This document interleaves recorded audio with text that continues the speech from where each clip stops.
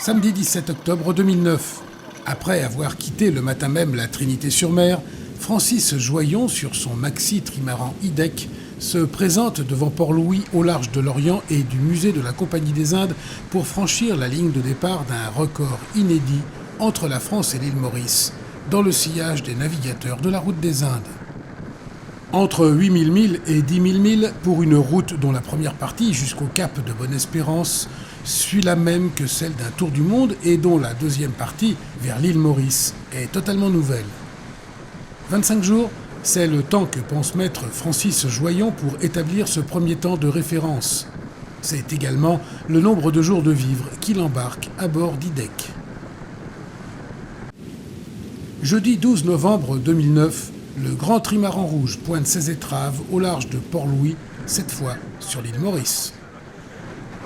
Il franchit la ligne d'arrivée et établit le premier temps de référence du parcours après 26 jours, 4 heures, 13 minutes et 29 secondes pour une navigation de 10 304 milles à la vitesse moyenne de 16 nœuds 40.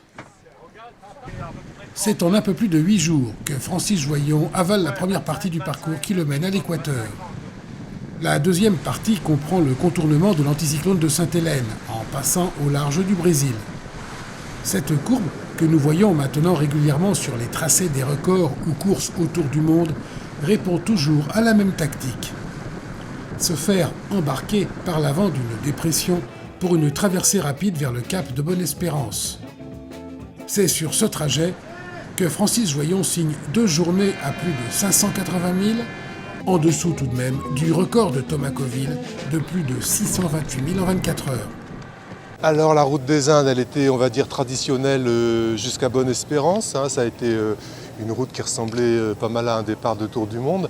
Et après, en fait, il y a eu un petit truc bizarre, c'est qu'il a fallu mettre le cap sur Kerguelen pour remonter sur l'île Maurice après.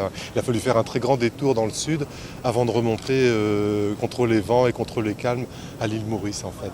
Au bout de 17 jours de navigation, IDEC franchit, très au large, le cap de Bonne-Espérance et pénètre dans un océan Indien avec une météo qui l'oblige à prendre une route quasi identique à un tour du monde, vers les îles Kerguelen. C'est vrai que j'étais dans le timing jusqu'à Bonne-Espérance et après, en fait, il y avait un véritable mur de vent de boue et de calme plat qui ont détruit mon capital temps, en fait, pour mes 25 jours. Donc c'est vrai que j'ai pas rempli mon contrat de ce côté-là, oui. Ce sera ensuite, phénomène inattendu, une zone de haute pression qui provoque une pétole usante pour Francis Joyon qui pendant 2 jours subit un petit temps qu'il n'aime pas du tout. J'ai dû franchir une quinzaine de systèmes météo différents pour arriver là. Et c'est vrai que le plus complexe a été la remontée de l'océan Indien, en fait, où il a fallu changer de système météo, passer dans des calmes, passer dans des vents de boue forts. Ça n'a pas arrêté de changer. La remontée vers l'île Maurice marque la fin de ce nouveau parcours, dénommé désormais la Mauricienne. 26 jours, 4 heures, 13 minutes et 29 secondes qui attendent désormais un challenger. Allez Thomas, c'est sympa de passer un bout d'hiver à l'île Maurice après avoir pris la route des Indes.